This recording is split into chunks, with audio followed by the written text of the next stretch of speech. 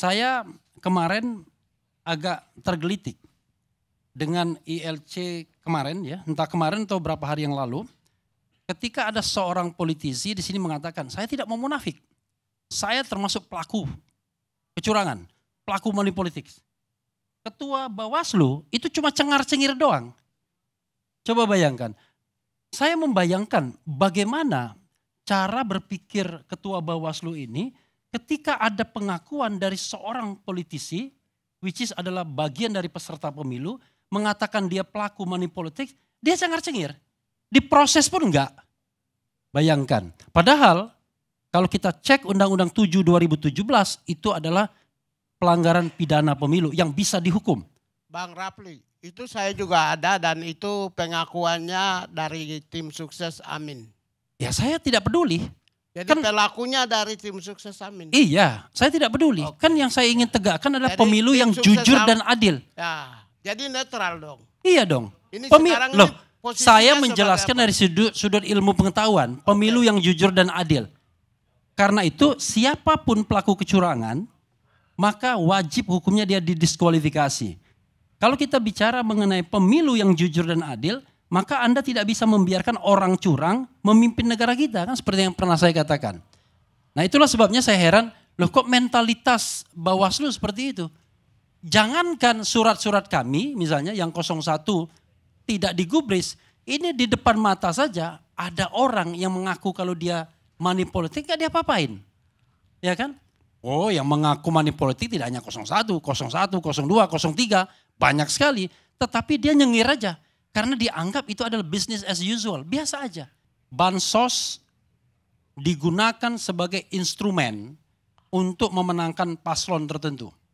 Jumlahnya tidak tanggung-tanggung, 496,8 triliun. Nggak tanggung-tanggung.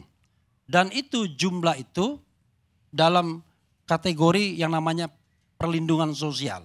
Jadi ada kemana-mana dananya. Oke?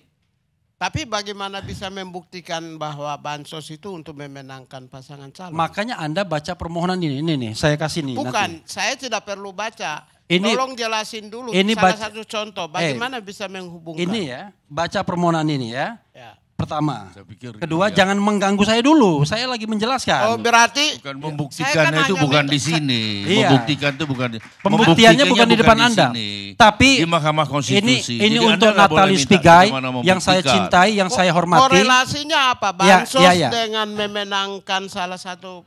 Iya, iya. Korelasinya apa? Ini Natalius Pigai yang saya cintai, yang saya hormati. Ya. Kalimat lah, 3 kalimat. 3 kalimat. Oh supaya menyetujui Ya. gitu. Ini Oke, ya, ya, ini udahlah. ada Jokowi, ada bansos, ada aparatur, ada kunjungan, ada suara yang melonjak. Ya. Selanjutnya Anda lihat di sini. Dan itu pelonjakan yang tidak wajar. Itu Oke. state obligation fulfill on human right need. Kewajiban negara untuk memenuhi kebutuhan hidup warga negara berupa sandan, pangan, dan papan. Ya, itu dalam As konteks- Presiden, Mikirnya. Itu Anda sebagai bicara kepala dalam negara konteks dan kepala HAM. pemerintah. Anda itu dari tadi bicara HAM semuanya. Saya ini bicara kasus yang konkret tentang pemilihan presiden 2024. Bukan bicara tentang Komnas HAM. Ya, ya sudah. Saya kan sudah katakan tadi. Nih, Anda baca ini ya. Ini kayaknya belajar dari Kodari juga dia. Bagaimana cara mengganggu Refli Harun. Gara-gara ini kalau dari saya- konsentrasi saya rusak jadinya. Nah, kalau saya sayang Rapli lah. Makanya saya nantang. Oke. Bagaimana Oke. hubungannya? Nah, sekarang kalau kita bicara tentang metode pembuktian, saya mengatakan saya ingin memberikan masukan kepada Hakim Konstitusi tentang scientific approach, pendekatan yang ilmiah, oke? Pendekatan yang ilmiah untuk melihat hubungan kausalitas. Kalau Anda melakukan money politics, ya, kalau pendekatannya tradisional, maka Hakim MK mengatakan tidak bisa dibuktikan. Apakah money politics itu menambah suara si X atau tidak? Memang tidak bisa. Karena di bilik suara kita tidak tahu. Kalau kita tahu justru melanggar prinsip Luber dan Jurdil. Tapi dengan scientific approach kita bisa misalnya melihat contoh-contoh. Oke, dapat contekan dari Margarito, tapi jangan ganggu saya ya. Yang kedua, oke. Yang kedua contoh. Ya. Katanya tadi bantu situ. Ini contekan. Ternyata bantu ke sana. Bagaimana? Ini contekan ini nanti setelah ini pada saat break kita minum kopi. Oke, mantap. Nah, oke. Yang kedua, saya kasih contoh lagi. Itu yang namanya suara Prabowo sebelum Gibran dicalonkan, itu kira-kira cuma 24% saja di dalam elektabilitas lembaga survei. Oke.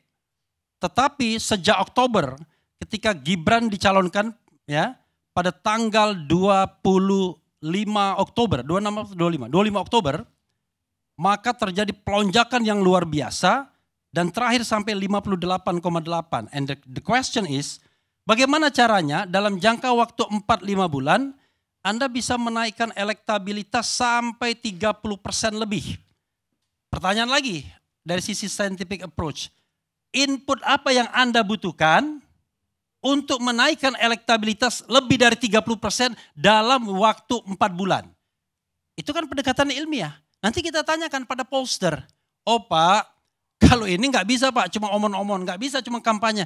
Apalagi de factualnya adalah jarang sekali kita lihat ada kampanye yang namanya Prabowo Gibran. Jarang sekali, coba lihat. Kita kuantifikasi, berapa kali dia kampanye, berapa kali dia menemui rakyat. Tapi kenapa suaranya begitu besar? Karena ada yang disampaikan. Orangnya tidak datang, tapi barangnya datang. Kan bisa kita argumentasikan. Oke, yang ketiga saya kasih contoh lagi. Suara partai politik pendukung Anies itu lebih banyak 3 juta lebih dibandingkan suara Anies. Jadi suara gabungan dari Nasdem, PKB, dan PKS. Itu 3 juta lebih banyak daripada suara Anies. Ini pemilu kapan? Pemilu sekarang. Ngapain saya pemilu yang kemarin? Pemilu sekarang. Oke. Sudah, jangan dipotong lagi, nanti lupa saya. Oke. Iya. Ini penting ini. Ini untuk pembelajaran. Lalu suara Ganjar Pranowo, ya. Suara partai pendukungnya yang cuma PDIP dan P3, itu pun P3 tidak lolos parliamentary threshold. Lebih banyak 7 juta lebih dibandingkan suara Ganjar Mahfud. Oke? Tetapi suara 02, Anda tahu berapa?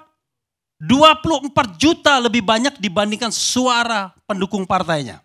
Kita bicara scientific approach. Kita bicara logika.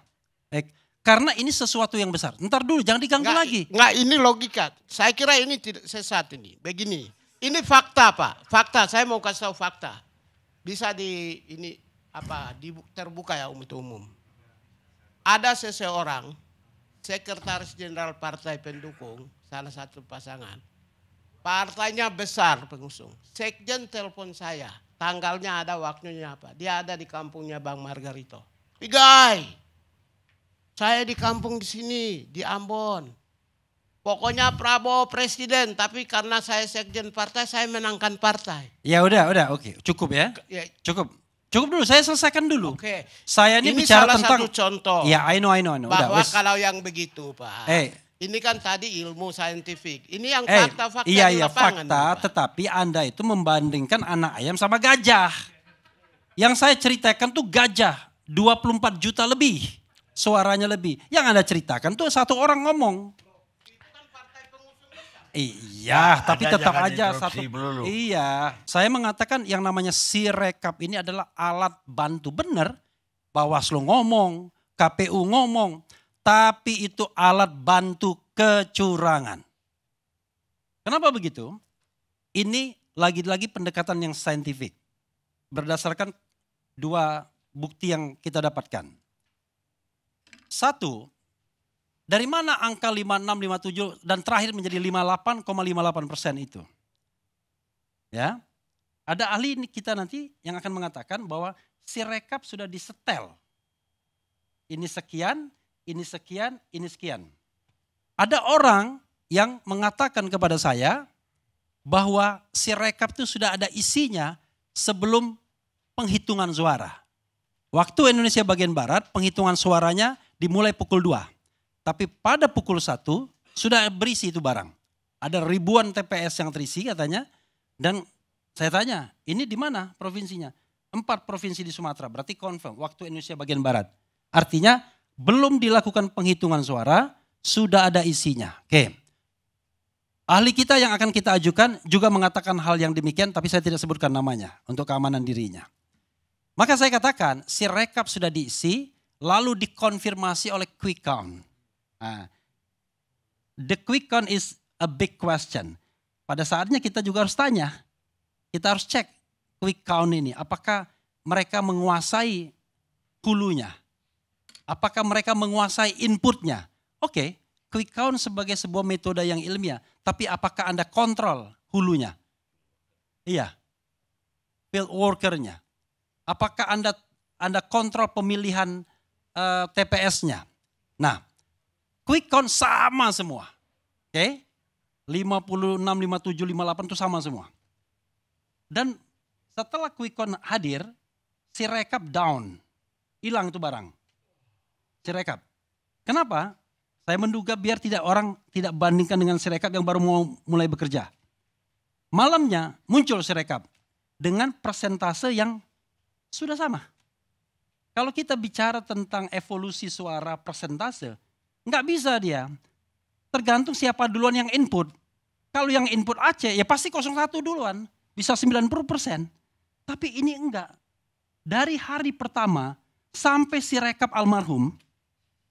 Udah almarhum sekarang si rekap. Dialmarhumkan. Itu angkanya tidak berubah persentasenya. Luar biasa kan? Dan ketika yakin tuh yayasan menggugat ke Komisi Informasi untuk transparansi Sirekap, dia minta data Sirekap, apa yang dilakukan oleh KPU? Mengeluarkan PKPU, peraturan KPU yang dimaksudkan agar Sirekap menjadi informasi yang dikecualikan untuk 3 tahun ke depan.